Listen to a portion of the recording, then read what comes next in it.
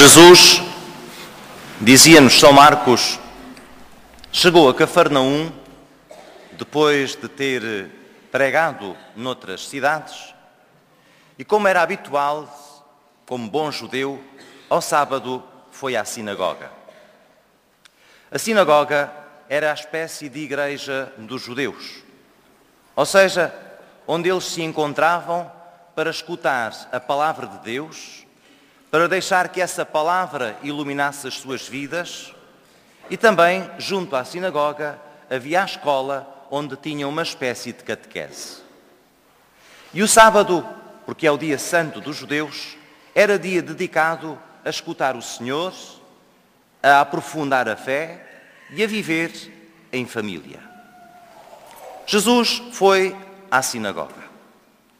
E na sinagoga pediram-lhe que ele, como era habitual, lesse um texto da Sagrada Escritura da Bíblia.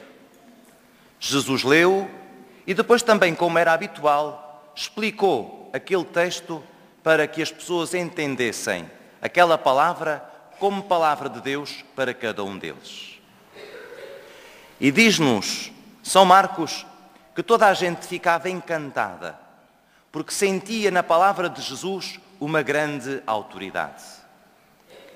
Quando vamos ao grego, que foi a língua em que foi escrito o Novo Testamento, a palavra que lá está e que foi traduzida aqui por autoridade é exousia, que significa também poder. Ou seja, a palavra de Jesus tinha um tal poder que toda a gente ficava encantada quando escutava o que o Senhor dizia. E desta passagem, das coisas que mais me impressiona é o que vem a seguir. Diz-nos São Marcos que entre aqueles que estavam a ouvir Jesus, havia um homem que tinha um espírito impuro. Ou seja, havia um homem que estava dominado pelo mal. E impressiona-me isto porque também quem está possuído por um espírito impuro vai à casa de Deus. Mas quando começa a ouvir a palavra de Jesus, aquilo que estava lá tão escondido começa a remoer e começa a estrabuchar de tal maneira que o homem se sente de tal forma incomodado que lhe diz: que tens tu a ver connosco, Jesus de Nazaré? Vieste para nos perder? Mas eu sei quem tu és o Santo de Deus. E Jesus mandou calar, severamente, porque ele não tem autoridade para dizer quem Jesus é. Sabe porque lhe foi dito, mas a sua amizade com Jesus não é uma realidade e por isso não tem qualquer autoridade para falar de Jesus. Jesus liberta aquele homem daquele poder que o tinha dominado. Caríssimos irmãos e amigos, tantas coisas que poderíamos dizer, mas do que mais me impressiona é que também hoje pode acontecer que quem vem à igreja também esteja de alguma forma possuído. Ou seja, que às vezes nos deixemos dominar pela presença do mal em nós. Este homem todos os sábados ia à sinagoga. Todos os sábados, portanto, escutava a palavra de Deus. Mas nada tinha entrado até aquele momento. Há quantos anos ele ouvia? Há quantos anos o Senhor se lhe dirigia? Mas ele não tinha permitido que Deus entrasse verdadeiramente em sua casa, como cantávamos no cântico de entrada. Foi no dia em que escutou Jesus, que sentiu que aquela palavra mexia profundamente com ele. Foi no dia em que deixou que a palavra do Senhor entrasse na sua vida, que toda ela se transformou. Às vezes, caríssimos irmãos e amigos, podemos habituar-nos de tal maneira à palavra de Deus que ela já não entra. Habituar-nos de tal maneira a escutá-la todos os sábados ou domingos que ela já não penetra no nosso ser. Tornámo-nos insensíveis. E o Senhor hoje vem ao nosso encontro para nos dizer que também no nosso coração há lugares e recônditos onde a presença de Deus ainda não é uma realidade. Também nós estamos às vezes possuídos pelo poder do mal. Quando deixamos que o ressentimento tome conta do nosso coração, quando deixamos que lá dentro habite rancores, ressentimentos, maldicências, invejas, faltas de paz, palavras azedas, como o Senhor também quer vir ao nosso encontro e com o poder da sua palavra libertar-nos e transformar a nossa vida. como a vida deste homem se transformou e como a nossa vida poderia ser outra se de facto acolhêssemos em nós a palavra do Senhor.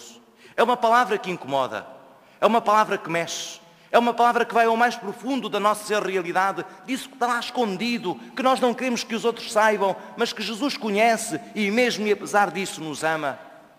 Quando assim é, como a nossa vida ganha uma leveza, porque o Senhor nos liberta e nos dá a sua paz. Caríssimos irmãos e amigos, neste dia em que acompanhamos os jovens do nosso agrupamento 159, no dia em que se querem comprometer com o seu batismo, renovando a promessa e dizendo a Deus que a querem viver como escuteiros católicos, renovemos também nós a promessa que fizemos um dia a Deus, de deixarmos que Ele fizesse parte da nossa vida. Às vezes pode acontecer que estas promessas e que estas coisas que dizemos na Eucaristia sejam já um hábito. E por isso o Senhor dirige-se-nos, mas não entra, porque não encontra em nós um coração aberto e disponível. Caríssimos escuteiros, que aquilo que ides agora dizer seja verdade. Concentrai-vos para que aquilo que agora ides dizer seja verdade. Não vamos aqui fazer um número para os nossos pais verem, nem para ficar na fotografia para mais tarde recordar como antigamente se dizia. Que o que aqui vamos fazer seja de facto verdadeiro. Um compromisso em primeiro lugar com Deus, em segundo lugar com a comunidade cristã da qual fazeis parte. E sendo verdadeiramente cristãos, então sereis grandes cidadãos, porque levareis para o mundo os valores do Evangelho. Acompanhemo-los com serenidade. Esta celebração, já o sabemos, é prolongada, mas é uma vez no ano. E para eles é importante também sentir o nosso carinho e que a paróquia olha para eles com esperança, porque eles são o futuro da nossa comunidade paroquial. Enquanto eles dizem com a boca e espero que com o coração a promessa ou a renovam, que nós os acompanhemos, pedindo ao Senhor que os ajude a serem fiéis àquele que nos é sempre fiel. Amém.